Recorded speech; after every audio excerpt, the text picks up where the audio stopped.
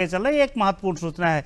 श्री राम जी, आप सूचना बनाए रखिएगा निगाह, हम आपसे लगातार अपडेट लेते रहेंगे। चंद्रमोहन जी, ये अपडेट है गाजीपुर से। कोई बात नहीं है। देखिए, हमने क्या कहा कि हम जो है जो परिस्थितियां थी उन परिस्थितियों को स्वीकार करते हुए हम गए हैं। हमने जनता के बीच में गए, अपनी बात कही है और गाजीपुर होगा और भी सीटें होंगी जहां कुछ हम कठिन संघर्ष के साथ में विजय प्राप्त करेंगे और कम अंतर रहेगा।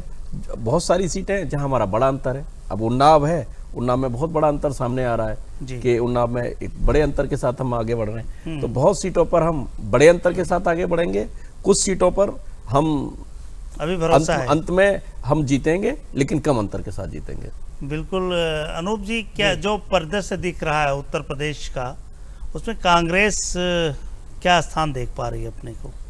नहीं, कांग्रेस ने इस चुनाव पे अपनी ताकत पे कुछ चुनाव लड़ा है। बिल्कुल बिल्कुल जी बताइए। एक मनोज तिवारी जी 17,000 वोटों से आगे चल रहे हैं दिल्ली में। क्या कांग्रेस गठबंधन का पार्ट होती तो ये चीजें बदल गई होती? नहीं, अब वो सवाल की बात कर रहे हैं। वो सवाल अब पीछे छूट गया है। पिछले 1 महीने से ज्यादा चुनावी प्रक्रिया में समय गुजरा है और कांग्रेस ने जो है अपने पे जो पुराना जो उसका जो है परफॉर्मेंस रहा है उस पे बहुत तेजी से सुधार हुआ है। हमारा वोट परसेंटेज बढ़ेगा और हम नए तरीके से जो है उत्तर प्रदेश में जो आने वाले चुनाव है उसमें जो है हमारी सहभागिता रहेगी। बिल्कुल। धनंजय जी, दूसरी बात एक बात है, जैसा कि चंद्रमोहन जी ने कहा कि बहुत सारी जो है सीटों पे हम पीछे चल रहे हैं, वैसे ही बहुत सारी सीटों में कांग्रेस भी पीछे चल रही। 5 बजे तक हम भी उसी का इंतजार कर रहे हैं। बिल्कुल ठीक है, बहुत सारी सीटों पे पीछे, लेकिन हम भी वही 5 बजे तक इंतजार कर रहे हैं कि हम 5 बजे का जो जनादेश होगा उसे हम स्वीकार करेंगे। धनंजय जी, अखिलेश जी ने अफजाल अंसारी और अंसारी बंधुओं के कारण तमाम उत्तर प्रदेश की जो पारिवारिक राजनीति उसमें बड़ा विघटन हुआ और उन्हीं के मंच पर जाकर के प्रचार करना पड़ रहा है। ये कैसे हो रहा है? एक तरफ चाचा को छोड़ गए उसी बात पर, एक तरफ नहीं, किसी व्यक्ति विशेष सोनिया गांधी भी रायबरेली में आगे चल रही हैं 12,000 वोटों से। जी, कुछ व्यक्ति विशेष लोगों की वजह से कोई पारिवारिक विघटन या ऐसी कोई चीज नहीं है। समाजवादी पार्टी की राष्ट्रीय कमेटी ने फैसला लिया, समाजवादी पार्टी के शीर्ष नेतृत्व ने नेतृत्व परिवर्तन किया और जो नया नेतृत्व आया उसने एक गठबंधन किया। और जब गठबंधन में हम होते हैं तो जितना हमारा अपने सीटों पर हक होता है उतना ही दूसरे दल का अपने सीटों पर बंटवारे पर हक होता है। और हमने अगर किसी का प्रचार किया तो वो गठबंधन धर्म का ईमानदारी से पालन किया। तो अखिलेश जी ने समाजवादी पार्टी के जो सिंबल पे लड़ रहे थे और जो आप अजीत सिंह के यहाँ भी गए, वो आप देखिए कि वो क्या नाम है, बहुजन समाज पार्टी के बहुत सारे प्रत्याशियों के में गए। हेमंत जी, धनंजय जी का जो उत्तर आया है, आप चूंकि जल्दी में है, क्या अगर परिवार ना टूटा होता तो ये समाजवादी पार्टी गठबंधन से बेहतर प्रदर्शन कर रही होती? इससे सहमत हैं आप? देखिए, ये सवाल का उत्तर खुद समाजवादी पार्टी के निर्णय में निहित है मित्र। आप बताइए, समाजवादी पार्टी किसने बनाई? समाजवादी पार्टी की बुनियाद मुलायम सिंह यादव ने रखी। उत्तर प्रदेश के बड़े धुरंधर राजनेता माने जाते हैं, जमीन से राजनीति शुरू की है और शीर्ष तक पहुंचे हैं। तो उन्होंने क्या किया? उन्होंने तो इससे एक बार अलायंस किया था, खाली एक बार अलायंस किया था और उसके बाद मुलायम सिंह मराया था। लेकिन 7,000 वोटों से आगे चल रहे हैं। हमारे बड़े नेता हैं मुलायम सिंह जी, समाजवादी पार्टी की नींव रखी, जो हेमंत जी कह रहे थे। जी, मुलायम सिंह यादव फिलहाल उस क्षेत्र में अपराजय माने जाते हैं। मुलायम सिंह यादव के जीतने के भी प्रबल आसार हैं और मुलायम सिंह यादव ने तो इस बार पूरे चुनाव में कह ही दिया था, पूरी मैत्री जनता से कह दिया था कि मेरा आखिरी चुनाव है। मुलायम सिंह जैसे राजनेताओं का भी बड़ी इज्जत है। आप देखिए, मुलायम सिंह यादव ने पार्लियामेंट में क्या कहा था? मुलायम सिंह ने पार्लियामेंट में एक वरिष्ठ होने के नाते नरेंद्र मोदी का आशीर्वाद दिया था, जिसको लोगों ने बहुत दूसरे सिरे से ले लिया। लेकिन मुलायम सिंह यादव ने जब अखिलेश यादव को नहीं पता था कि मुलायम सिंह यादव कांग्रेस से अलायंस के नहीं चाहते हैं और मुलायम सिंह यादव और मायावती यानी सपा बसपा का मिलना उत्तर प्रदेश की राजनीति में सूरज के पश्चिम से उगने जैसा माना जाता था। लेकिन सियासत में ऐसी मजबूरियां आती है कि आदमी कुछ भी कर सकता है। डीपी यादव को का कैंडिडेचर न हो, उनको पार्टी में न शामिल किया जाए, इसलिए अखिलेश यादव नाराज हो गए थे। आप क्या होगा 2012 के बिल्कुल असेंबली इलेक्शन में काफी घर में झंझट की दशा आ गई थी। लेकिन वही अखिलेश यादव, उन्हीं अखिलेश यादव ने मुलायम सिंह की इच्छा के विरुद्ध, जो मुलायम सिंह की वर्षों की इच्छा थी, नहीं, पहले तो उन्होंने बसपा से गठबंधन किया, दूसरे उन्होंने अफजाल अंसारी, कम से कम अगर अपनी नैतिकता की राजनीति पर अखिलेश जी रहते, जिनमें बहुत बड़ा पोटेंशियल है भविष्य की राजनीति का, तो उनको अफजाल अंसारी के बिल्कुल। गाजियाबाद से महेश शर्मा जी चुनाव लड़ रहे थे, भारतीय जनता पार्टी के मनोज जी गौतम बुद्ध नगर से चुनाव लड़ रहे थे, और वो उनके प्रतिनिधि हमारे मनोज कुमार शर्मा जी गाजियाबाद से हैं। क्या स्थिति है मनोज जी? सर, गाजियाबाद में 11वें राउंड तक का जो मतगणना हुई है उसके अनुसार 93,433 अब तक वीके सिंह जो बीजेपी के प्रत्याशी उनको मिल चुका है। और दूसरे नंबर पर गठबंधन के सुरेश बंसल हैं, जिनको 46,008 वोट के करीब मिला है, तकरीबन 40,000 वोट से ज्यादा का फासला है। तीसरे नंबर पर कांग्रेस की डोली शर्मा चल रही हैं, जो कि 1185 वोट पे हैं। चलिए, आपकी जानकारी के लिए धन्यवाद। निगाह बना रखिए। क्षमा के साथ गाजियाबाद से वीके सिंह जी हमारे जो केंद्रीय मंत्री हैं वो चुनाव लड़ रहे थे और अभी आगे चल रहे हैं। रामेंद्र वीके सिंह का एक रिकॉर्ड भी था पिछले चुनाव में, आपने अगर देखा होगा जी, 5 लाख उनकी बहुत बड़ी जीत हुई, देश की बड़ी जीतों में एक उनकी शुमार। तो मुझे लगता है रामविलास पासवान का एक जो रिकॉर्ड था बहुत पुराना वाला, तोड़ दिया था, उसको उन्होंने तोड़ दिया था पिछली बार। और वहां से कांग्रेस के प्रदेश अध्यक्ष राज बब्बर चुनाव हारे थे, बड़ा बुरा चुनाव हारे थे। तो चंद्रमोहन जी, जिस तरीके के नतीजे आ रहे हैं, थोड़ा सा हम उस तरफ जाना चाहते हैं, बड़ी पॉलिटिकली जिस तरीके के नतीजे आ रहे हैं, ये क्या मैसेज दे रहे हैं? अनूप जी भी हैं, धनंजय जी भी हैं, और बाकी सारे लोग भी दलों के लोग होंगे, अपना टीवी स्क्रीन खोल के बैठे होंगे।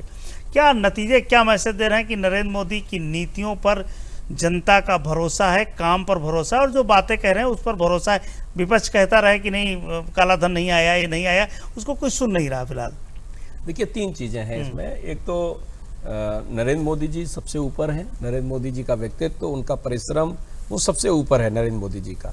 दूसरा, जो हमारी केंद्र सरकार है उसका काम है। मोदी जी के नेतृत्व में केंद्र सरकार ने जो ऐतिहासिक फैसले लिए। अब बताओ आप, ईस्टर्न पेरीफेरा रोड जैसी चीजें बनके तैयार हो जाती हैं, कैसे बनके खड़ी हो जाती हैं। आप देखो, पूरे देश भर में शौचालय बनाने का काम हो जाता है, कैसे हो जाता है। देश भर में घर बनाने का काम हो जाता है, बिजली का काम हो जाता है। तो जो मोदी जी का जो परिश्रम है वो सबसे ऊपर है। उसके बाद में मोदी सरकार के काम है, फिर उसके बाद में भारतीय जनता पार्टी का जो संगठन है, जो आदरणीय अमित शाह जी के नेतृत्व में, खुद अमित शाह जी प्रत्याशी भी थे, लेकिन उत्तर प्रदेश के सभी लोकसभा क्षेत्र के कार्यकर्ताओं के साथ में खुद बैठक कर रहे थे, बंगाल के कार्यकर्ताओं के साथ बैठक कर रहे थे, उड़ीसा के कार्यकर्ताओं के साथ बैठक कर रहे थे, देश भर में लगातार दौड़ रहे थे।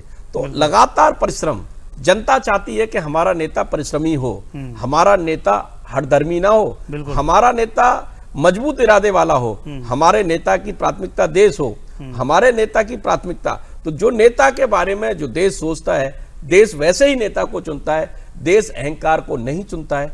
एकदम साफ है, देश ने अहंकार को खारिज किया है, देश ने जातिवाद को खारिज किया है, देश ने वोट बैंक की पॉलिटिक्स को खारिज किया है, देश ने अंत्योदय पर मोहर लगाई है, सबका साथ सबके विकास पर मोहर लगाई है, और देश अपनी रफ्तार को बनाए रखना। क्योंकि एक अंतर है, जब हम 2014 के चुनाव में रामेंद्र जी गए थे तो लोगों को एक भारतीय जनता पार्टी की विचारधारा पर विश्वास था। मोदी जी का जो विकास का, रहमान जी 18,000 वोटों से आगे चल रहे हैं बीएसपी के प्रत्याशी। मोदी जी का जो मॉडल था, विकास का मॉडल, जो गुजरात मॉडल था, उस पर विश्वास था। लेकिन जो आज मोदी जी ने जो लाइन खींची देश के अंदर, अब लोग चाहते हैं कि देश इससे आगे बढ़े, चाहते हैं कि हम लगातार एयर सर्जिकल भी करें और हम लगातार सर्जिकल करते रहें। हम आर्थिक सर्जिकल भी करने वाला नेतृत्व देश चाहता है। इसलिए इस देश में नोटबंदी भी होती है, इस देश में जीएसटी भी होती है, और इस देश में एयर सर्जिकल भी होती है। तो ये देश इस समय सर्जिकल की ओर और सर्जिकल वाला देश है ये।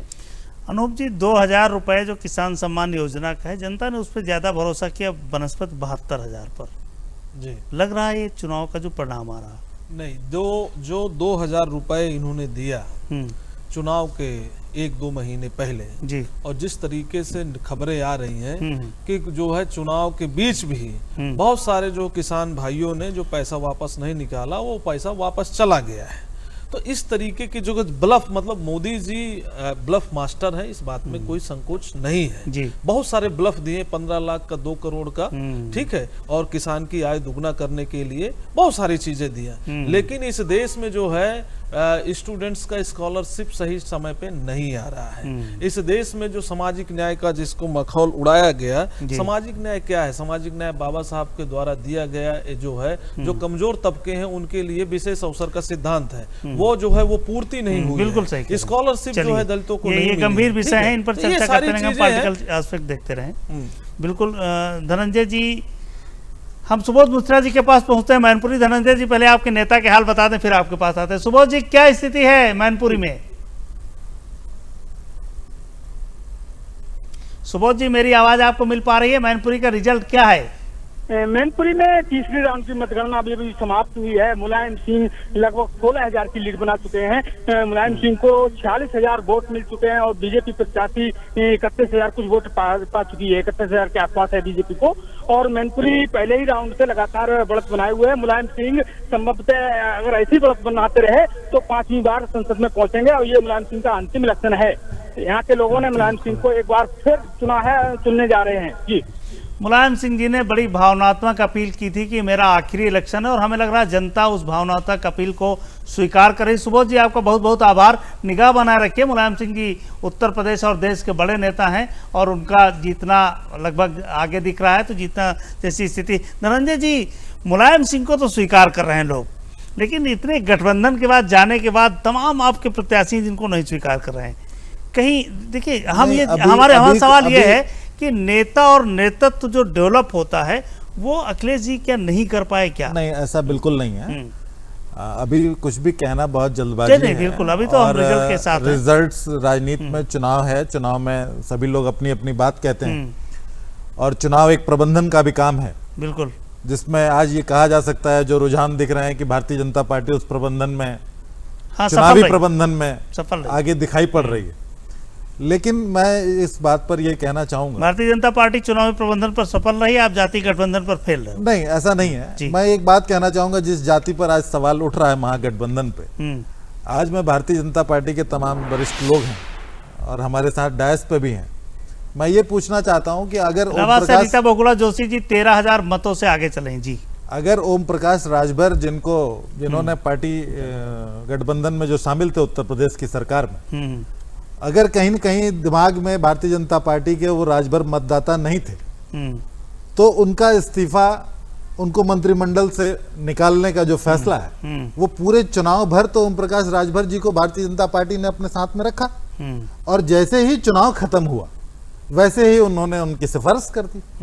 तो इस बात को कहना, ओम प्रकाश राजभर भी जान रहे थे कि सरकार पर कैसे कहां दबाव बनाया जाना है, और किसी सरकार में गाली दे के रहना तो उचित नहीं लगता। मेरा उससे कोई मतलब नहीं। मेरा ये कहना है कि जो भाजपा के लोग आज हमें जातिवादी बता रहे हैं, उनकी राजनीति के अंदर अगर आप जाएंगे, उनका भी अच्छा है। जी बिल्कुल। चंद्रमोहन जी, आप दूसरों को जातिवादी बता रहे हो, धनंजय जी कह रहे हैं कि जाति जो मैनेजमेंट है भारतीय जनता पार्टी ने वो किया, टिकट वितरण हो, गठबंधन हो, प्रवीण निषाद को लाना हो, ये सारी चीजें आपने भी की। देखिए भाजपा के स्मृति ईरानी 2000 मतों से आगे चल रही हैं। देखिए, इसका बारीक विश्लेषण तो कोई आप जैसा पत्रकार ही करेगा, लेकिन जातिवाद जब होता है जब एक ही तरीके की चीजें एक साथ दिखती हैं। योग्यता का पैमाना संगठन से लेकर सरकार में अगर एक ही होता है, आप बोल रहे हैं कुछ, संगठन से लेकर सरकार में अगर एक ही तरीके का होता है, एक ही जाति दिखती है, एक ही सरनेम दिखता है, एक ही परिवार दिखता है, तो सवाल उठाने का अधिकार रहेगा। लेकिन अगर भागीदारी दी जाती है तो वो सामाजिक प्रबंधन होता है। और सामाजिक भागीदारी देना, आज अगर हम निषाद को भागीदारी दे रहे हैं, आज हम बघेल को भागीदारी दे रहे हैं, आज हम धानुक को भागीदारी दे रहे हैं, तो ये जातिवाद नहीं है। और जो बात कही राजभर जी के संदर्भ में, राजभर जी को विधायक भारतीय जनता पार्टी, पटाखे जलाए जा रहे हैं, भारतीय जनता पार्टी में खुशी का माहौल है। देख लीजिए, बीजेपी कार्यकर्ता, चंद्रमोहन जी आपके कार्यकर्ता प्रसन्न है। बीजेपी के कार्यकर्ताओं ने अपने परिश्रम से राजभर जी को विधायक बनाया। वो विधायक नहीं थे, वो सांसद नहीं थे। कौशल किशोर जी भी 16,000 मतों से आगे चल रहे हैं। चंद्रमोहन जी, आपके लिए थोड़ा सा खुशी की खबर है, आपके लखनऊ के बगल की सीट। तो मैं आपसे यही कह रहा हूँ, बीजेपी के कार्यकर्ताओं ने उनको बनाया, उनको कैबिनेट मंत्री बनाया, लेकिन देखिए भारत की परंपरा है, अब जिनको भारत की परंपरा पढ़ने का समझने का शौक नहीं है तो वो नहीं समझ सकते हैं। यहाँ 100 गलती करने दी जाती हैं कि भैया 100 गलती करो। यहाँ ऐसा नहीं है कि चाचा को भी हम माफ नहीं करेंगे, पिता को भी माफ नहीं करेंगे, वो नहीं है, हठधर्मता नहीं है हमारी। हम पत्रकार को भी माफ नहीं करेंगे, पत्रकार से भी कहेंगे कि देखो आगे से ये आ ना पाए, घुसने ना पाए, इसने सवाल कैसे उठा लिया।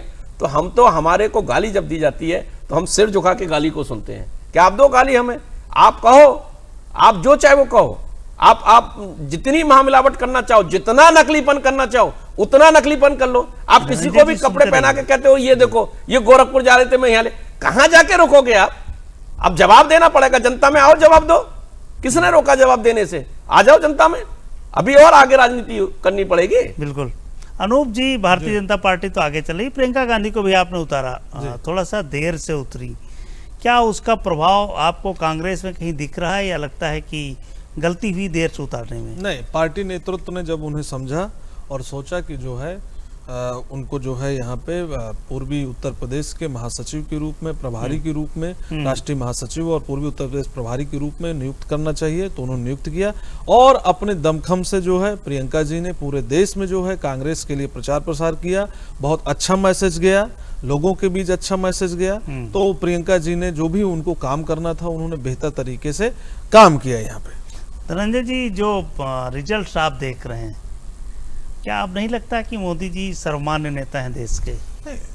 इस पर कोई शक नहीं है, वो भारत के प्रधानमंत्री हैं और भारतीय जनता पार्टी के बड़े नेता हैं, अच्छे वक्ता हैं। बीपी सरोज जी 2000 मतों से मछली शहर से आगे चल रहे हैं, भारतीय जनता पार्टी के प्रत्याशी।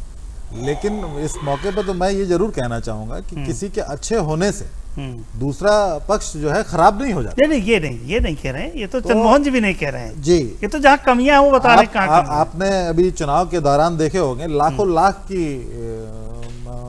सभाएं गठबंधन की हुई और वो उत्साह और वो चीजें आप सबको सामने नजर आई हैं अभी। तो अभी इतना उत्साहित होने की बहुत जरूरत नहीं है उत्तर प्रदेश को, खासकर अगर मैं कहूँ। अभी महागठबंधन की जो रिजल्ट्स हैं वो देखिएगा, शाम आते आते हम लोग बहुत अच्छा करेंगे और मुझे पूरा भरोसा है और हमारे कार्यकर्ताओं की मेहनत पर, समाजवादी पार्टी की नीतियों पर, अखिलेश जी के लीडरशिप पे, और हम लोगों को पूरी उम्मीद है कि महागठबंधन उत्तर प्रदेश में बहुत अच्छा परिणाम लेकर के शाम को आएगा। चंद्रमोहन जी, धनंजय जी के पास जाएंगे। लोहिया जयप्रकाश की बात करने वाले पारिवारिक रूप से सत्ता चला रहे हैं, क्या जनता को अब ये अस्वीकार लगने लगे हैं कि ठीक है गठबंधन के नाम पर जात पर कुछ उपलब्धियां होंगी लेकिन लॉन्ग टाइम ये नहीं चलेगा? चाहे गांधी परिवार हो, चाहे मुलायम जी का परिवार हो, चाहे लालू का परिवार हो, अब ये सारे जो रिजल्ट आ रहे हैं, ये सवाल थोड़ा मौजूद बनता है। मैं दूसरी बात कहता हूँ इसके साथ में, जो सम्मान मुलायम सिंह जी का है दलों में भी और दिलों में भी, वो सम्मान अखिलेश जी क्यों नहीं प्राप्त कर पा रहे हैं? अखिलेश जी क्यों नहीं प्राप्त कर पा रहे? अखिलेश जी लाठी डंडा खा के जमीन से नहीं आए ना, इसीलिए मैं कह रहा हूं आपसे, अखिलेश जी क्यों प्राप्त नहीं कर पा रहे हैं? क्योंकि अखिलेश जी की जो बातचीत है, अखिलेश जी का जो स्टाइल है, अखिलेश जी का जो अहंकार है, धौरहरा से रेखा वर्मा 13,177 वोटों से आगे चल रही भारतीय जनता पार्टी प्रत्याशी। भारतीय परंपराओं के अपमान में आप गंगा जल का अपमान आप करोगे, भगवा का अपमान आप करोगे, संतों का अपमान आप करोगे, आप अपमान करोगे और आप हठधर्मिता के साथ करोगे, प्रेस का अपमान आप करोगे, कभी कहोगे गर्दन काट दो, कभी कहोगे कि इसको प्रेस में से बाहर निकाल दो। क्यों करोगे भाई? आप बताओ कि सार्वजनिक धन से बना हुआ, सार्वजनिक धन से बना बंगला, और उस बंगले में क्या करके जाओगे आप? टोटी तक तोड़वा ले जाओगे? क्योंकि जनता ये ना देख ले कि ये टोटी चांदी की है कि सोने की है कि इनमें हीरे लगे, आप कहां जाके रोकोगे? तो जब टोटी तक ले और फिर प्रेस कॉन्फ्रेंस में लेके बैठोगे टोटी, तो आपको पॉलिटिक्स करनी नहीं है। मैंने कहा ना, धनंजय जी बताएं कि 2017 के चुनाव परिणाम के बाद में और वो जो है चुनाव, लोकसभा का चुनाव प्रारंभ होने से पहले कितने 75 जिले में से कितने जिलों में अखिलेश यादव जी गए क्या? 75 के 75 जिलों में अखिलेश यादव गए क्या? नहीं गए, क्योंकि अखिलेश यादव जी को परिश्रम में कोई विश्वास नहीं है। डुमरियागंज से जगदम्बिका पाल जी भी 10,397 वोटों से आगे चल रहे हैं। अब तक भारतीय जनता पार्टी लगभग 54 सीटों पर आगे चल रही। अनूप जी, आपके पास ही आ रहे हैं हम जी। कांग्रेस में रायबरेली को छोड़कर अभी कोई अपडेट नहीं आया है, क्या मानते हैं कि प्रियंका गांधी का आना? प्रियंका गांधी जी का आना बिल्कुल सही है। अभी रायबरेली का अपडेट हुआ है, बहुत सारी जो है सीटों का अपडेट आएगा, बहुत सारी सीटों का अपडेट आएगा।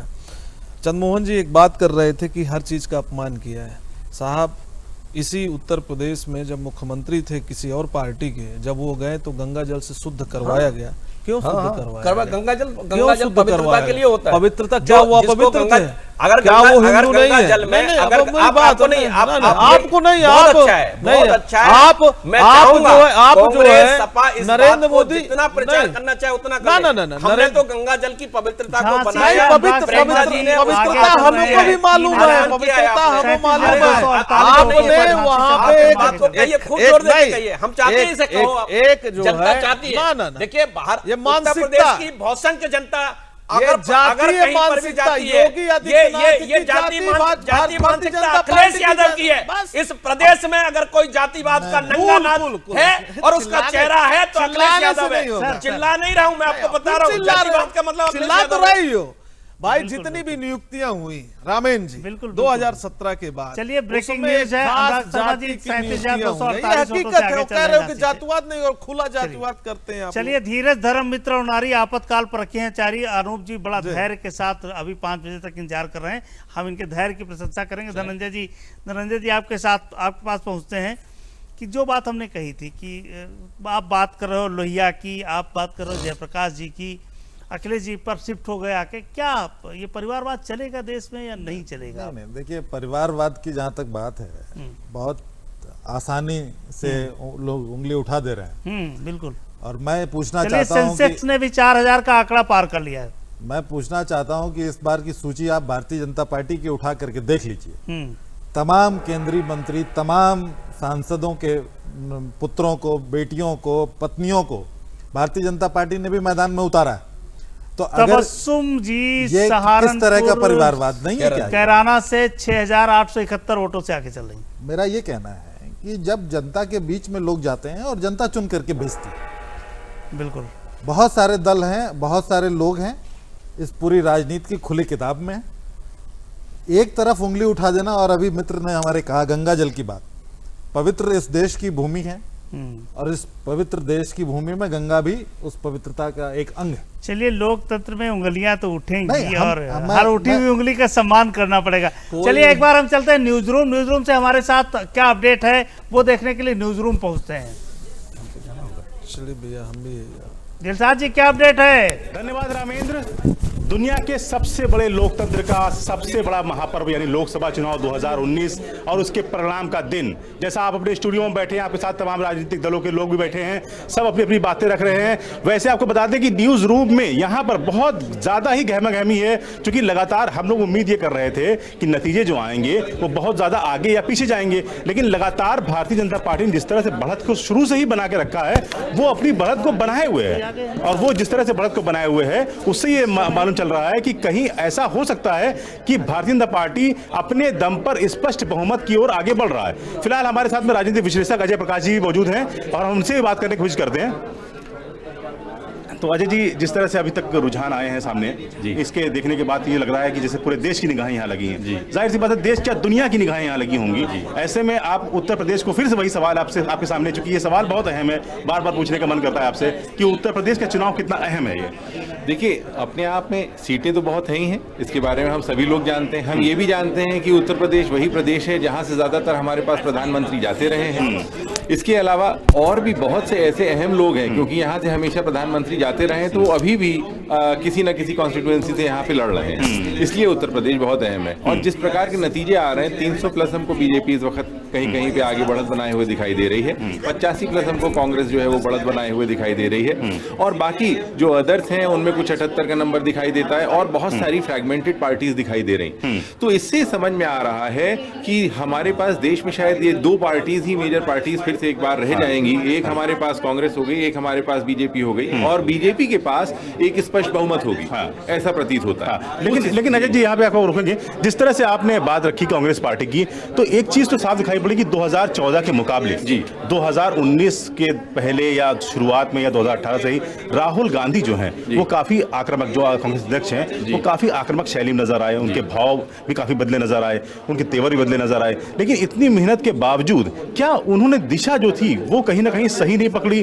जो छवि उन्होंने अपनी मतलब एक सामने पेश करने की कोशिश की, वो आक्रामक छवि पेश करने की शुरू करी। तो क्या ये कुछ ऐसा कुछ है जहां पर उनकी दिशा सही नहीं थी? देखिए, हमारा मतदाता जो है अब बिल्कुल बदल गया है। मतदाता पहले वाला नहीं रहा। वो आज जो है मुद्दों पे जिन पे बात करता है वो मुद्दे अलग हैं। जब कभी बात करते हैं तो शायद ये भी देखना चाहता है क्या हमारे लिए हेल्थ पे कोई काम हो रहा है। हम अगर फार्मर के पास जाए तो कहता है क्या हमें पानी मिल रहा है। वो ये भी चाहता है कि क्या हमारे पास नौकरी है। ये भी चाहता है क्या अलग अलग समय पे एजुकेशन हमारी हो पा रही है। तो इन चीजों को जब वो एनालाइज कर रहा है तो वो अलग तरीके से एनालाइज कर रहा है।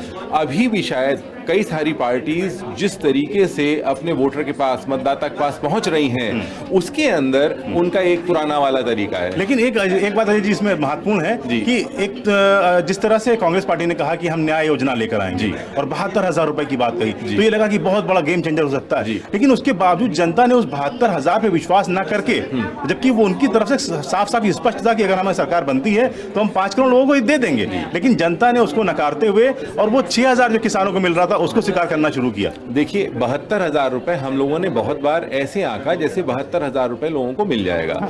लेकिन लोगों ने यह भी देखा क्या सिर्फ हाथ में पैसा आना जरूरी है या फिर हमारे पास किसी प्रकार की ऐसा निरंतर पैसा आना जरूरी है, कोई ऐसी हमारे पास स्किल होना जरूरी जिससे हम पैसा कमा सकें। एक हम लोग कहते हैं if you teach a man how to fish rather than giving him a fish, मतलब बजाय इसके कि एक बार मछली दे दो, उसको सिखा दो कि वो कैसे मछली पकड़ सकता है, शायद उस तरफ हमारा जो वोटर है, मतदाता है, ज्यादा जाना चाहता है। क्योंकि वो निरंतर आय चाहता है। वो ऐसा नहीं चाहता है कि उसके पास एक बार आ जाए। एक बात। दूसरी बात, कांग्रेस ने शायद जिस तरीके से इस स्कीम को रखा था वो शायद आखिर तक पहुंच नहीं सकी। हम लोग सभी लोग जानते हैं कि इस बार जितनी रैलियां कांग्रेस और बीजेपी की हुई उसका शायद जो अनुपात है वो 1:4 है, 1:4। कांग्रेस की अगर 1 है तो बीजेपी की 4 रैलियां हुई। तो इतनी सारी रैलियों में जो बात बीजेपी जिस तरीके से जो है अपने मतदाता के सामने समक्ष रख सकी, उसके सामने बाकी पार्टीज अपनी बात उतना उस तरीके से नहीं रखी। लेकिन अगर एक बात देखी जाए, चाहे मथुरा से खबर आ रही हो या अमरोहा से आ रही हो या आगरा से आ रही हो या इलाहाबाद से आ रही हो, जहां से भी आ रही हो, तो इन सब जगहों पे अगर एक चीज देखी जाए, क्या सामने प्रत्याशी था या प्रत्याशी के अलावा वहां पर चेहरा कहीं ना कहीं वही था कि मुद्दा वही था कि हमको नरेंद्र मोदी को वोट देना है, प्रत्याशी सामने नहीं। देखिए, जैसे अभी पहले भी बात हो रही थी इसमें, तो अपने आप में नरेंद्र मोदी जी जो है वो एक बहुत बड़ा मुद्दा रहे हैं। मुद्दा कैसे रहे हैं? क्योंकि वही एक सामने फेस और चेहरा रखा गया है। एक ब्रांड मोदी है अपने आप में। और वो ब्रांड मोदी क्यों रखा गया? क्योंकि उनके 15 साल का काम। बहुत अहम बात आपने बताई है, लेकिन ये बात इतनी जरूरी है कि इसको हम लगातार लेते रहेंगे और फिर लौटेंगे, फिर आएंगे।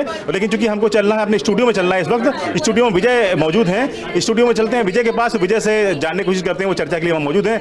विजय जी, धन्यवाद दिलशाद, बहुत बहुत शुक्रिया आपका ये अहम जानकारी देने के लिए। वाकई में बड़ी बात है, आज का दिन बहुत ही खास है सभी पार्टियों के लिए, सभी राजनीतिक दलों के लिए, मतदाताओं के लिए, सभी के लिए बहुत खास है। क्या समीकरण जो है वहां पर बने हुए हैं, वो समीकरण, किन समीकरणों के आधार पर कौन सा प्रत्याशी आगे निकल रहा है, पूरी तस्वीर आज सामने दिखेगी। लेकिन इस बीच आगे पढ़ने से बिल्कुल इस समय हमारे संवाददाता गोरखपुर से राजेश कुमार पांडे मौजूद है, आइए उनसे बात करते हैं। राजेश, क्या माहौल है वहां पर? मतगणना शुरू हो चुकी है, रुझान क्या है, कैसा माहौल है, बताइए। गोरखपुर में कड़ी सुरक्षा के बीच मतगणना शुरू हो चुकी है। 5 चरण पूरे हो चुके हैं। भोजपुरी फिल्म स्टार रवि किशन जी 50,000 से अधिक मतों से आगे हैं। उनका कुल स्कोर है 1,25,692 और सेकंड द्वितीय स्थान पर रामभुवाल निषाद जी महागठबंधन से 70,000 कुछ वोटों से आगे पीछे हैं उनसे। इसी तरह से बांसगांव संसदीय क्षेत्र से कमलेश पासवान बीजेपी के 1,42,080 वोट पा के आगे चल रहे हैं। अच्छा, क्या गोरखपुर जो है वो पूर्वांचल की बड़ी अहम सीटों में मानी जाती है और यहां पर जो मतगणना है वो वाकई में उसकी भी अहमियत बहुत ज्यादा है। प्रशासन ने इस अहम सीट के लिए क्या तैयारियां कर रखी हैं? मतगणना की पूरी तैयारियां पूरी हो चुकी है। बांसगांव के लिए भी मतगणना चल रहा है और गोरखपुर संसदीय सीट का चल रहा है और संत कबीर नगर का एक सीट होता है, खजनी विधानसभा क्षेत्र पड़ता है, उसका भी मतगणना गोरखपुर ही हो रहा है। कुल मिला जुला के 9 विधानसभा क्षेत्रों की मतगणना हो रहा। बांसगांव का 3 विधानसभा क्षेत्र और संत कबीर नगर का 1 विधानसभा क्षेत्र खजनी और गोरखपुर का 5 से विधानसभा क्षेत्र का मतगणना हो रहा। और प्रशासन की तरफ से चुस्त दुरुस्त व्यवस्था है और पहले ईवीएम की गणना हो रही है, फिर उसका वीवीपैट की मिलान होगी, उसके बाद से 3 से 4 बजे तक की मानकर उम्मीदें हैं कि परिणाम आने की संभावना है। जी जी जी राजेश, बहुत बहुत शुक्रिया हमें यह अहम जानकारी देने के लिए कि 5 चरणों का जो है जो मतगणना है वहां पर गोरखपुर में पूरी हो चुकी है। बीजेपी इस समय लीड कर रही है। चलिए, बीजेपी बहुत जगह से लीड कर रही है।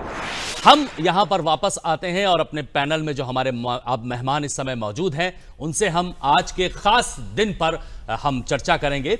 सबसे पहले जो परिचय हम कराना चाहते हैं वो हम कराना चाहेंगे जितेंद्र वर्मा जी, जो कि मेरे नजदीक में बैठे हैं। ये प्रवक्ता है समाजवादी पार्टी के। आपका स्वागत है। इसके साथ अमित गुरु जी प्रवक्ता है कांग्रेस के, वो भी यहां पर मौजूद हैं। और साथ ही मनीष शुक्ला जी प्रवक्ता है भारतीय जनता पार्टी के, वो भी यहां पर मौजूद। और इन सब के साथ एक वरिष्ठ पत्रकार सुरेश बहादुर सिंह जी भी हमारे इस पैनल में मौजूद हैं। आप चारों का बहुत बहुत स्वागत है हमारे इस चर्चा में। सबसे पहले सुरेश बहादुर सिंह जी, एक पत्रकार की नजर से आज का दिन और ये रुझान क्या कहते हैं आप? देखिए, ये 2014 के लोकसभा चुनाव की तरह और 2017 के विधानसभाओं के चुनाव की तरह ये भी रुझान साफ दर्शाते हैं कि यहाँ सारे जो समीकरण थे वो भारतीय जनता पार्टी ने ध्वस्त कर दिए हैं जी। क्योंकि उत्तर प्रदेश में सपा बसपा गठबंधन को एक मजबूत दावेदार माना जा रहा था जो भारतीय जनता पार्टी को कड़ी टक्कर दे रही थी, कड़ी चुनौती दे रही थी। और ऐसा माना जा रहा था कि आने वाले इस जो परिणाम आज घोषित हो रहे इन चुनाव में निश्चित रूप से सपा बसपा का अपर हैंड रहेगा। लेकिन जिस तरह से रुझान देखे जा रहे हैं, चलिए इस वक्त बड़ी खबर, एक ब्रेकिंग न्यूज आ रही है। अशोक कुमार रावत मिश्रिक से 8,442 वोटों से आगे हैं। एक बड़ी खबर इस समय आ रही है जी सुरेश जी। वो गठबंधन जातीय समीकरण, क्योंकि कभी भी उत्तर प्रदेश की बड़ी अजीब स्थिति रही है। 1992 में जब बाबरी विध्वंस हुआ था जी, तब भी जातीय समीकरण, जातीय संतुलन इस ताकतों पर भारी पड़े थे भारतीय जनता पार्टी। वो माना जा रहा था कि 25 वर्षों बाद जब एक बार फिर सपा बसपा गठबंधन साथ आए हैं तो निश्चित रूप से ये जातीय समीकरण में कहीं न कहीं ये मजबूत दिखाई दे रहे थे। चाहे गठबंधन कागजी रहा हो, चाहे वोटों का प्रतिशत रहा हो, मतों का प्रतिशत रहा हो, उन सब पे देखा जा रहा था कि इससे गठबंधन को एक बड़ी चुनौती मिलेगी। लेकिन वो साफ दिखाई दे रहा है वो उस तरह की चुनौती देने में नाकामयाब रहे हैं। कारण बहुत साफ है, इसमें निश्चित रूप से मोदी जी का फैक्टर रहा है। और कहीं ना कहीं जो देश प्रेम की बात हुई, देश हित की बात हुई, वो मुद्दे इन सारे मुद्दों पर भारी पड़ गए हैं और उन्होंने सारे समीकरण ध्वस्त कर दिए हैं। और यही मैं समझता हूं कि भारतीय जनता पार्टी की सफलता का राज। बिल्कुल, ये भारतीय जनता पार्टी की सफलता का राज है। जातीय समीकरण की अभी बात की सुरेश जी आपने। मनीष जी, आपसे पूछना चाहूंगा कि आगे बढ़ने से पहले एक ब्रेकिंग न्यूज इस समय आ रही है। ये बड़ी खबर जो है इस समय, गिरीश चंद जी बीएसपी नगीना से 36,500 वोटों से आगे हैं। ये एक बड़ी खबर आ रही है। बसपा के गिरीश चंद्र इस समय आगे चल रहे हैं। तो मनीष जी, ये जो बात जातीय समीकरण की हुई थी, बहुत लंबे समय से जातीय समीकरण को साधने का सिलसिला जो है चल रहा था, लेकिन जो रुझान है इस वक्त, इनको देखकर क्या लगता है आपको कि जनता इन समीकरणों से बहुत ऊपर उठकर सोचने लगी है? देखिए, रुझान हमारे विश्वास के अनुकूल आ रहे हैं जी। और निश्चित रूप से उत्तर प्रदेश की जनता और देश की जनता ने जिस तरह से जाति गोलबंदी और छद धर्मनिरपेक्षता को तमाचा मारा है और एक अच्छा शुभ लक्षण है कि देश और प्रदेश की जनता अब विकास की नीति पर आगे बढ़ना चाहती है। 70 सालों में जो बुनियादी सुविधाएं देश की जनता को, उत्तर प्रदेश की जनता को नहीं मैसर हुई थी, पक्की छत नहीं थी, 2.5 करोड़ लोगों के पास वो हमने दिया, बिजली का कनेक्शन दिया, एलपीजी का कनेक्शन दिया, किसान सम्मान निधि दिया, आयुष्मान भारत के तहत 5 लाख का हेल्थ इंश्योरेंस दिया। और ये सारी योजनाएं हमारी जाति और धर्म से ऊपर उठकर थी, अर्थात जिनको आवश्यकता थी, जो समाज के अंतिम छोर पर खड़े थे, उनको हमने दिया था। ये बड़ा कारण था कि समाज में एक संदेश गया कि एक दल जिसने जाति और धर्म को छोड़कर आज समाज के अंतिम छोर पर। एक बड़ी खबर और आ रही है बीजेपी फूलपुर से, एक बड़ी खबर इस समय आ रही है और केसरी पटेल 10,344 वोटों से आगे चल रही है। फूलपुर की यह खबर है, बीजेपी कैंडिडेट इस समय आगे है यहां पर। जी बताइए मनीष जी, आप क्या बता रहे थे? ये संदेश गया कि एक ऐसा दल आज राजनीति में है, सत्ता में है, जिसने जाति और धर्म की बंधन को तोड़कर जिनको आवश्यकता है उनके लिए काम कर रहा है, और उससे आज प्रदेश और देश की जनता आगे बढ़ी है। निश्चित रूप से जाति गोलबंदी, सपा और बसपा का पूरा गठबंधन केवल जाति गोलबंदी के आधार पे ही मजबूत दिख रहा था। जितने लोग एनालिसिस कर रहे थे वो अर्थमेटिक्स पे एनालिसिस कर रहे थे, अंगणित पे कर रहे थे। हम मुझसे लेके और सभी लोगों ने इस बात को कहा था भारतीय जनता पार्टी के कि राजनीति अर्थमेटिक्स नहीं है, राजनीति केमिस्ट्री है, और हमने केमिस्ट्री में बाजी मारी है और पूर्ण विश्वास है। और आज एक मिथक टूटने का भी दिन है कि पहली बार कोई गैर कांग्रेसी सरकार 5 साल अपना समय पूरा करके नरेंद्र मोदी जी के नेतृत्व में अगले 5 साल के लिए थंपिंग मेजॉरिटी से आ रही है। एक मिथक टूटने का दिन है और ये मिथक टूटते रहेंगे। अमेठी भी मिथक तोड़ने जा रहा है और देश के जो सबसे बड़ी पंचायत है वो भी मिथक तोड़ने जा रही है। चलिए अभी कुछ देर बाद ये मिथक टूटेगा, किस तरह से टूटेगा सब पता चलेगा। अब मैं अपने नजदीक में बैठे जितेंद्र वर्मा जी के पास आना चाहूंगा। ये जो इन्होंने अंक गणित की बात की है कि ये अंक गणित नहीं है। बिल्कुल आगे बढ़ने से पहले एक ब्रेकिंग लिखते हैं। वरुण गांधी पीलीभीत भारतीय जनता पार्टी के 48,301 मतों से इस समय आगे चल रहे हैं। ये बड़ी खबर इस समय आ रही है, पीलीभीत में बीजेपी के कैंडिडेट वरुण गांधी इस समय आगे चल रहे हैं।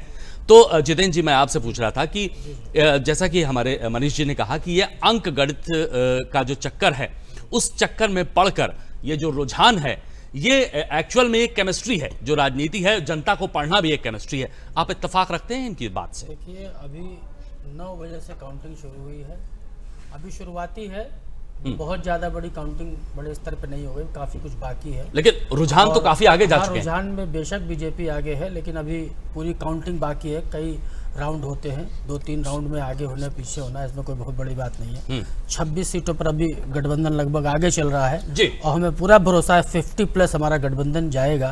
अच्छा। और रही बात अन्य स्टेट्स में, तो अन्य स्टेट्स में कांग्रेस ने बहुत अच्छा नहीं प्रदर्शन किया है। राष्ट्रीय पार्टी है, इसके पहले भी कई बार बहुमत में लगातार कांग्रेस सरकार में रही है। 10 ईयर दिल्ली में भी लगातार इसके पहले भी सरकार थी कांग्रेस की। बिल्कुल। तो कहीं न कहीं अन्य राज्यों में जो कांग्रेस से उम्मीद थी वो कांग्रेस उतना अच्छा प्रदर्शन कांग्रेस की उम्मीदों पे भी हम अभी बात करेंगे, लेकिन उससे पहले चंदौली से हमारे संवाददाता मनोज त्रिपाठी इस समय लाइन पर मौजूद हैं। मनोज, क्या माहौल है चंदौली में इस समय, बताइए। विजय जी, दूसरे चक्र की मतगणना यहाँ मतगणना का रुझान मिला है। बनारस में 2 विधानसभाएं हैं चंदौली संसदीय क्षेत्र की, इस वजह से रुझान मिलने में थोड़ा देर हो रहा है हम लोगों को। दूसरे चक्र के रुझानों के अनुसार से 12,000 मतों से भाजपा प्रदेश अध्यक्ष डॉक्टर महेंद्र नाथ पांडे गठबंधन प्रत्याशी से आगे चल रहे हैं। अच्छा, महेंद्र नाथ पांडे गठबंधन प्रत्याशी से आगे चल रहे हैं। और कितनी देर से मतगणना शुरू हुई है, एक बार फिर से जानना चाहता हूं आपसे। मतगणना थोड़ी देर से शुरू हुई है, करीब 20 मिनट बाद जो है 8:20 के लगभग मतगणना शुरू हो पाई है यहाँ पे। और अब फिलहाल जारी है मतगणना। कोई बिल्कुल 2 चरण हो चुके हैं, आपने बताया। मनोज, बहुत बहुत शुक्रिया हमें ये जानकारी देने के लिए। तो चंदौली से इस समय महेंद्र नाथ पांडे जो है वो लीड कर रहे हैं। 2 चरणों की मतगणना हो चुकी है, तीसरे चरण की जो है वो शुरुआत हुई है जी। तो मैं जितेंद्र जी आपके पास वापस आ रहा था, बताइए जी। तो वही कह रहा था, अभी काफी मतगणना बाकी है। इतनी जल्दबाजी में रुझानों को देखकर पटाखे फोड़ लेना, मिठाई बांट देना, ऐसे तो बिहार में भी हो गया था। अमित शाह ने कहा था 1:30 बजे नीतीश कुमार इस्तीफा दे देंगे और परिणाम लास्ट में जाते जाते पलट गए। तो शुरुआती 2-3 राउंड की टेबल्स की मतगणना पर आप आगे होने का मतलब नहीं कि आप लास्ट तक आगे रहेंगे। 26 सीटों पर लगभग किसी चरण पे 29 सीटों पे गठबंधन को आगे दिखा रहे हैं। जैसे जैसे मतगणना बढ़ती जाएगी हमें पूरा भरोसा है 50+ सीटें। चलिए, जैसे जैसे मतगणना बढ़ती जाएगी मानना है गठबंधन का कि वो आगे जाएगा, लीड करेगा। कांग्रेस के प्रवक्ता अमित गुरु के पास आते हैं। गठबंधन फिलहाल इस समय जो रुझान है उसकी तरह से जो उसकी परफॉर्मेंस नजर आ रही है उस पर आप क्या कहना चाहेंगे? क्या कमी रही है गठबंधन की? जनता ने क्यों नहीं फेथ दिखाया है इस पर, क्या कारण है? देखिए, एक चीज मैं आपको स्पष्ट करूं जी। आज जिस तरह से राजनीति में जातिवादी व्यवस्था परवान चढ़ा है, जिस तरह से क्षेत्रवाद और जातिवाद की बात बढ़ रही है जी, और उसमें जिस तरह से धर्म का तड़का लग रहा है कहीं न कहीं से। और इस वक्त एक और बड़ी खबर आ रही है। संगम लाल गुप्ता बीजेपी प्रतापगढ़ से 39,308 वोटों से आगे चल रहे हैं। प्रतापगढ़ से बीजेपी के कैंडिडेट संगम लाल गुप्ता इस समय लीड कर रहे हैं जी। अमित जी। जी, तो वही मैं कह रहा था, ये क्षेत्रवाद, जातिवाद, धर्मवाद, ये सारी चीज़ें ऐसी बनी हैं जहाँ से कुछ दिक्कतें आई है। क्षेत्रीय पार्टियों के उभार से कहीं न कहीं से राष्ट्रीय पार्टियों को भी दिक्कत आई है। अब आप भारतीय जनता पार्टी को ले लें, अभी आपके मनोज त्रिपाठी को चंदौली से, और एक और बड़ी खबर, पश्चिम बंगाल में भाजपा 17 सीटों पर आगे चल रही है। पश्चिम बंगाल जो कि हमेशा सुर्खियों में रहा है इस 2019 के चुनाव में, उसमें बीजेपी इस समय 17 सीटों पर लीड कर रही है। जी अमित जी, वापस आऊंगा। देखिए चुनाव का माहौल है, काउंटिंग चल रही है, लगातार ब्रेकिंग आएंगी, बीच बीच में काट कर वहां जाऊंगा, फिर आपके पास आऊंगा। जी बोलिए। लगातार बात रुक रही है मेरी, कोई नहीं, उसमें आपका दोष नहीं है। जितेंद्र वर्मा जी ने एक बात कही और उससे मैं भी सहमत हूँ, और एक बात इनसे मैं सहमत नहीं हूँ। जैसे गठबंधन का जो रुझान दिख रहा है वो इनके सापेक्ष भी ज्यादा नहीं दिख रहा है। और बड़ी खबर इस बार आ रही है, तृणमूल कांग्रेस पश्चिम बंगाल में 23 सीटों पर आगे चल रही है। पश्चिम बंगाल में तृणमूल कांग्रेस 23 सीटों पर लीड कर रही है। बड़ी खबर इस समय आ रही है ये पश्चिम बंगाल से। जी तो जितेंद्र वर्मा जी ने कहा कि यहाँ पे जो है हम ये गठबंधन जो है कम दिख रहा है, और कांग्रेस पश्चिमी राज्यों में, दक्षिण के राज्यों में एक और बड़ी खबर, एक और बड़ी खबर इस समय आ रही है। जैसे जैसे दिन चढ़ रहा है, लगातार बड़ी बड़ी खबरें हमारे साथ आ रही हैं। सोनिया गांधी 20,584 वोटों से आगे हैं कांग्रेस रायबरेली में। इस वक्त ये बड़ी खबर आ रही है, सोनिया गांधी लगातार बढ़त बनाए हुए हैं जब से मतगणना शुरू हुई है। जी तो यहाँ दो बातें मैं बोलना चाहूंगा। एक तो अभी मैं फिर से आपको रोकूंगा। एक और बड़ी खबर, दिल्ली में सभी 7 सीटों पर भारतीय जनता पार्टी आगे है। ये बड़ी खबर इस समय आ रही है, दिल्ली में सभी 7 सीटों पर भारतीय जनता पार्टी आगे चल रही है, लीड कर रही है। जी देखिए, जिस तरह से अप्रत्याशित रूप से मेरे बयान बार बार रुक जा रहे हैं, उसी तरह से अप्रत्याशित चौंकाने वाले परिणाम आएंगे। मैं आपसे वादा कर रहा हूं, दावा कर रहा हूं। लेकिन और एक चीज में रुझान बहुत आगे निकल गए और फिर से मुझे रोकना पड़ेगा, अपनी बात नहीं रख पाऊंगा। फिर से मुझे ब्रेकिंग, एक बड़ी खबर, समाजवादी पार्टी रामपुर से मोहम्मद आजम खां, एक बड़ी खबर आ रही है, 18,374 वोटों से आगे चल रहे हैं मोहम्मद आजम खां। जी मैं ये कहना चाह रहा हूं कि अभी मुझे लगता है कि 2 से 3 चरण का ही अभी मतगणना अभी हो पाई है। अभी एक लंबा फेज बाकी है। जिस तरह से अनिल वर्मा जी कह रहे हैं बिल्कुल सच है। अगर उनको कांग्रेस हमें पश्चिम में नहीं दिख रहा है और हमें गठबंधन यूपी में नहीं दिख रहा है, तो हम दोनों को दक्षिण में और गठबंधन को यूपी में भी हम देखेंगे। दोनों के अच्छे परिणाम आएंगे। हम अपने संवाददाता विकास के पास अमेठी चलते हैं। विकास, क्या ताजा अपडेट है बताइए आपके पास अमेठी से। जी विकास बोलिए।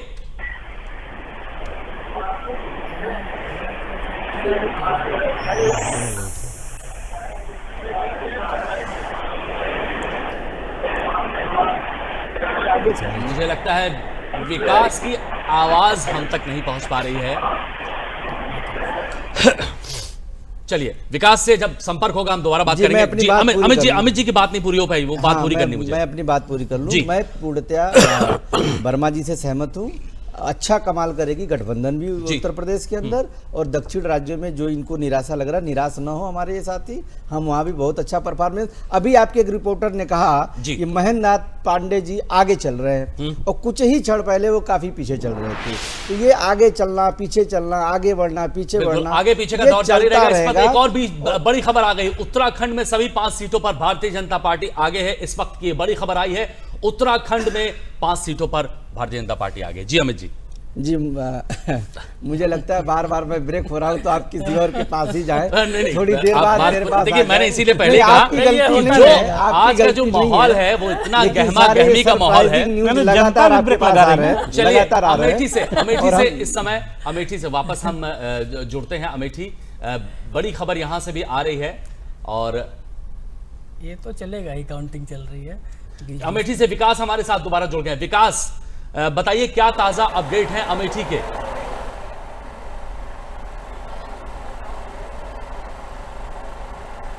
विकास, आप हमारी आवाज सुन पा रहे हैं? क्या ताजा अपडेट है अमेठी से बताइए। बेहद अहम सीट है अमेठी, कांटे की टक्कर है राहुल गांधी स्मृति ईरानी के बीच। बोलिए।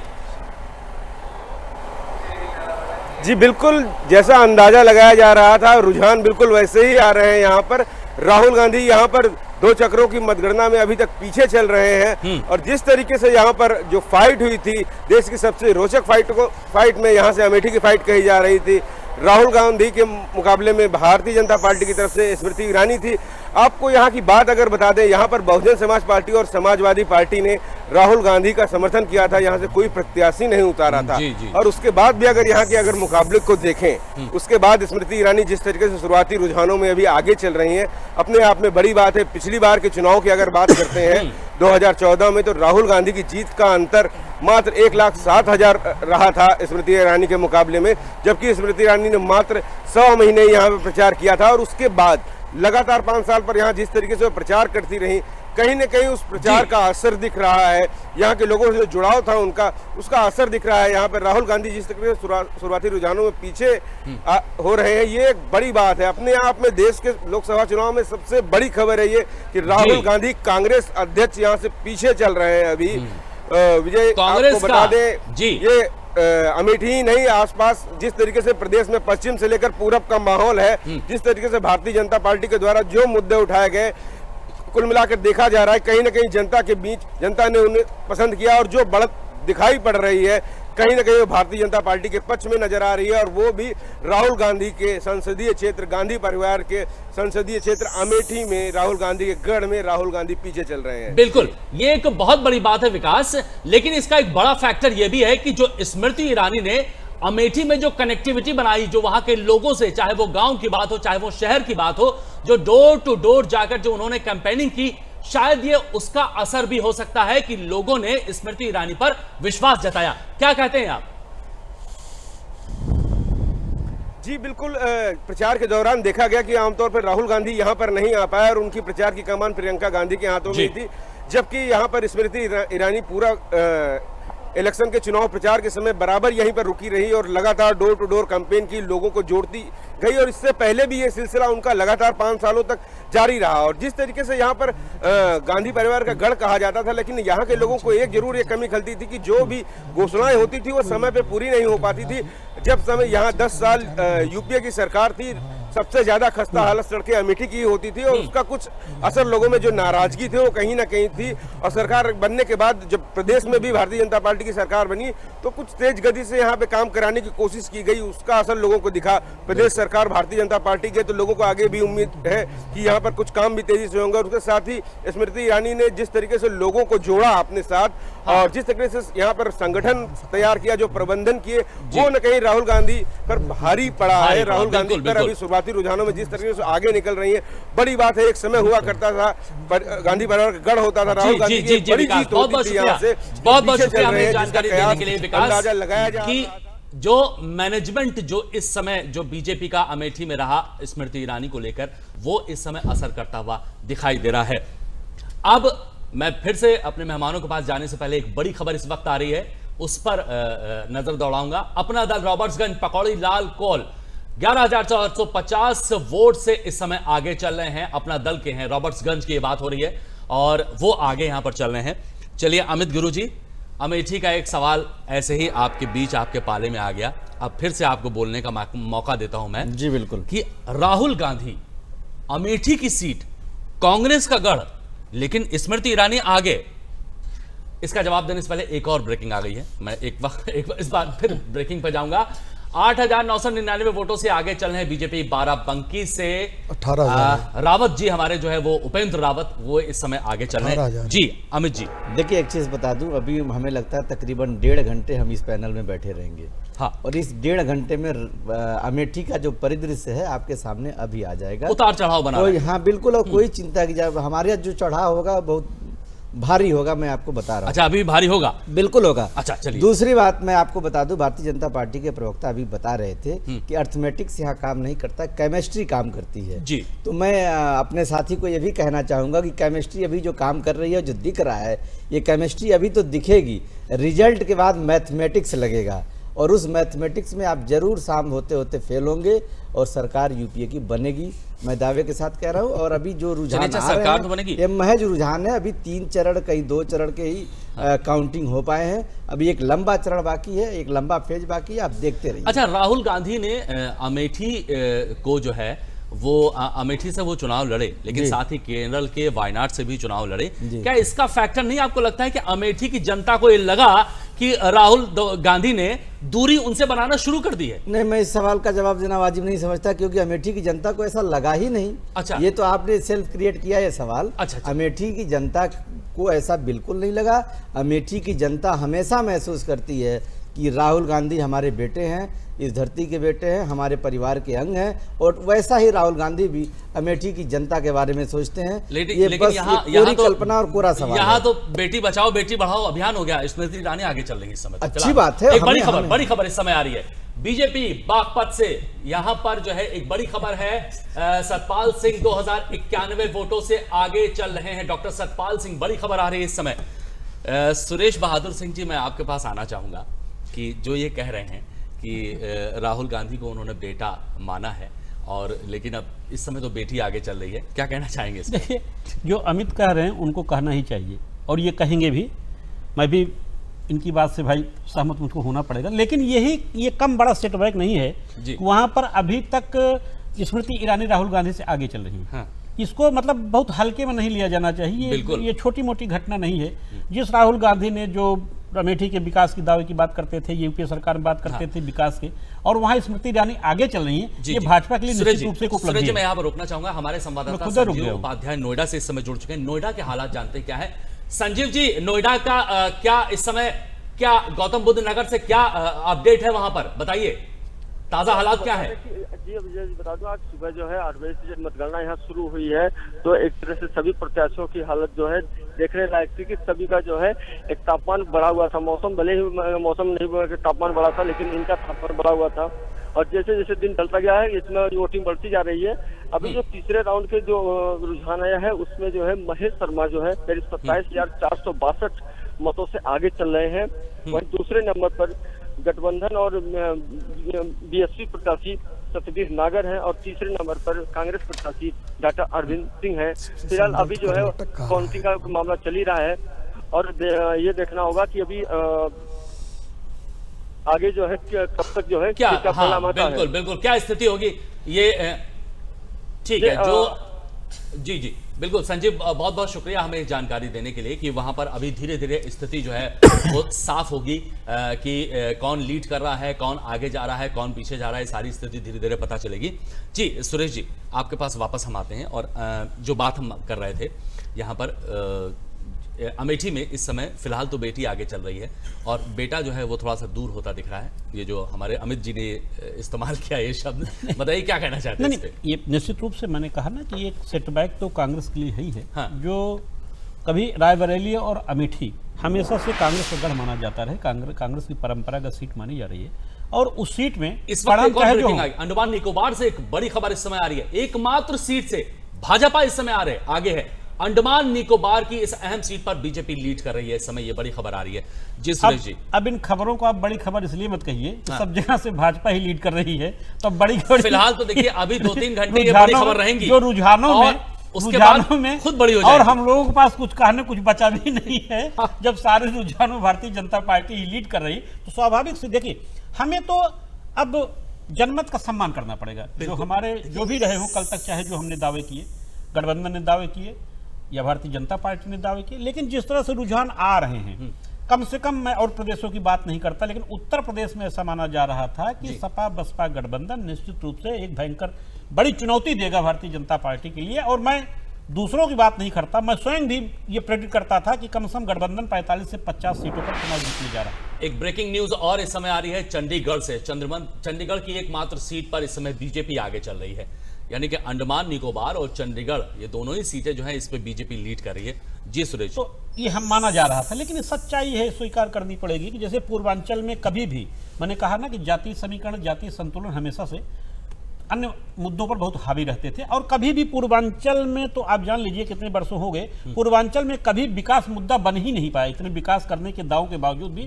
पूर्वांचल में कभी विकास मुद्दा नहीं बन पाया। हाँ, और वहाँ जातीय समीकरण ही हावी रहे, और शुरू से आप उनके परिणाम अगर देख लीजिएगा तो वहाँ जातीय समीकरणों को ही सफलता मिली है। तो निश्चित रूप से ये मोदी जी के इस प्रयास की तारीफ प्रशंसा तो करनी ही पड़ेगी। उन्होंने उन समीकरणों को, जैसे भी वो सारे समीकरण ध्वस्त हो गए और वहां सिर्फ एक ही समीकरण चला, देश प्रेम।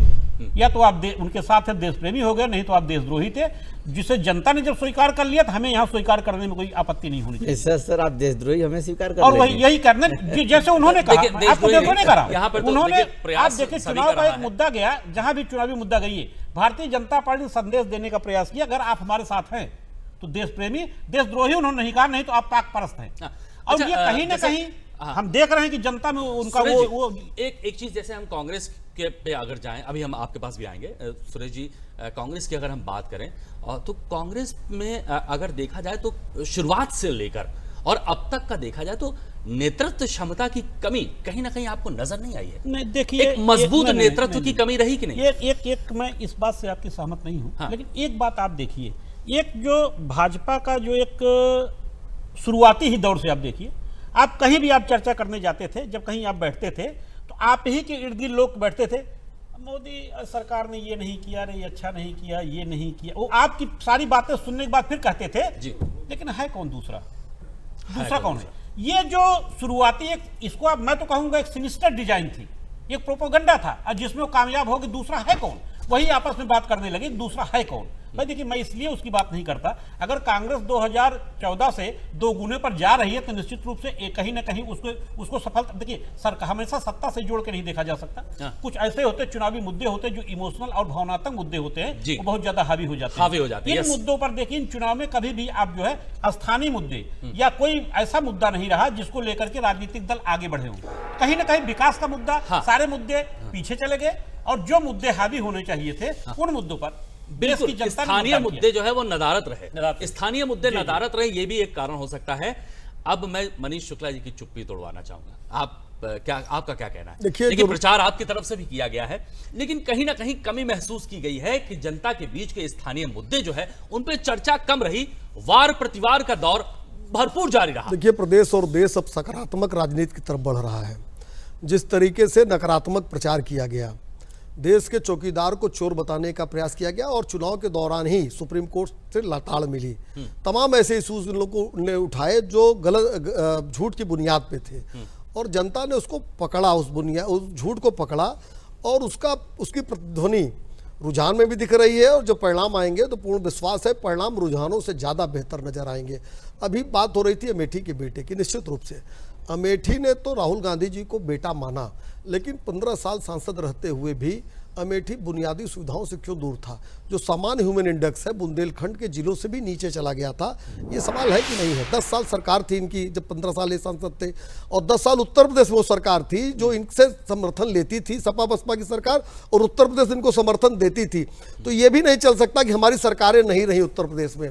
तो निश्चित रूप से, और 2014 में चुनाव हारने के बावजूद स्मृति ईरानी जी लगातार कनेक्ट करती रही अमेठी को, और राहुल जी नहीं आए। और वायनाड जाने का कारण, देखिए तर्क तो कांग्रेस भी देगी, अमित जी भी देंगे, देना भी चाहिए, लेकिन वायनाड जो गए उसका कारण यही था कि उनको समझ में आ रही थी बात कि अमेठी इस बार दुरूह है, और अमेठी की जनता ने ये बताया कि हम बेटा मानते हैं तो आपका भी कोई कर्तव्य है, और उनको ये सबक सिखाने का काम उत्तर प्रदेश और देश की जनता ने किया है कि ईमानदारी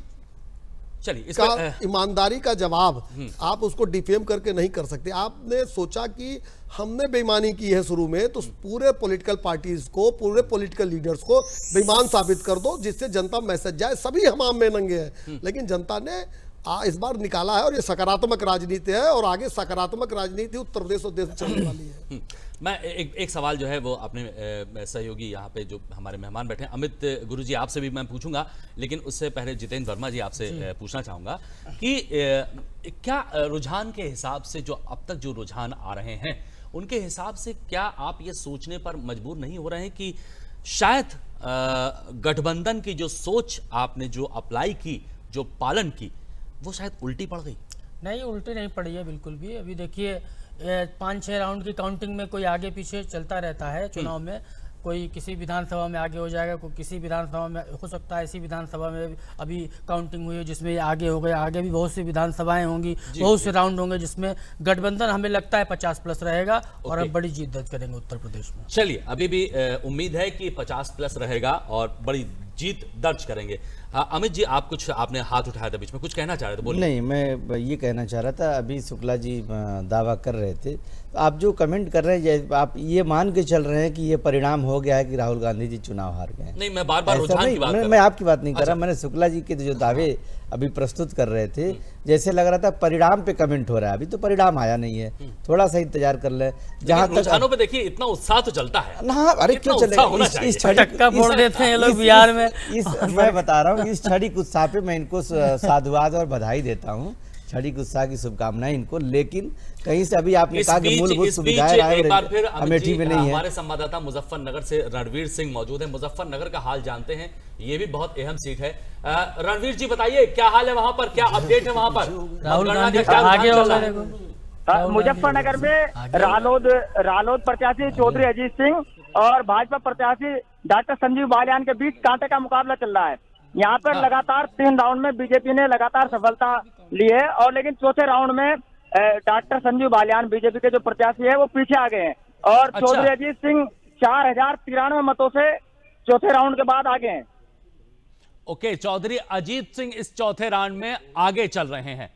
चलिए रणवीर जी, बाकायदा नजर बनाकर रखिए, ये बेहद अहम सीट है अजीत सिंह के लिए भी और संजीव बालियान के लिए भी। हम दोबारा आपसे अपडेट लेंगे यहाँ पर। तो अभी जो मुजफ्फरनगर से अपडेट आया है उसमें यह है कि 3 चरणों में बीजेपी आगे थी, लेकिन चौथे चरण में जो है चौधरी अजीत सिंह इस समय लीड कर रहे हैं। क्या कहना चाहेंगे? देखिए, हमारे ख्याल से 28-30 राउंड है, और 4 चरणों में अगर पटक्का फोड़ रहे हैं तो बिहार वाला हाल ना हो जाए। बिहार में भी इन्होंने कहा था 12 बजे अमित शाह बोले निकलेंगे नीतीश जी, 12:30 गवर्नर हाउस जाएंगे, और ये मुख्यमंत्री ऑफिस उनका आखिरी दिन होगा, इस्तीफा देंगे और लौट आएंगे अपने पुराने सरकारी आवास में। हाँ। तो ज़्यादा जल्दी पटक्का फोड़ने की ना रखे भाजपा। अभी कई राज्य हैं, दक्षिण भी है, 24 राउंड भी, 25 राउंड बाकी है। चलिए, ये आगे पीछे चलेगा, और 50+ हम आगे। मुजफ्फरनगर में अजीत सिंह चौथे चरण में आगे हैं, चेहरे में मुस्कुराहट है। नहीं, हम अभी होना भी चाहिए, क्यों इन्हीं का उत्साह बढ़ सकता है क्या? अभी 4 राउंड में अगर पूरा रिजल्ट आप घोषित करोगे तो एग्जिट पोल पर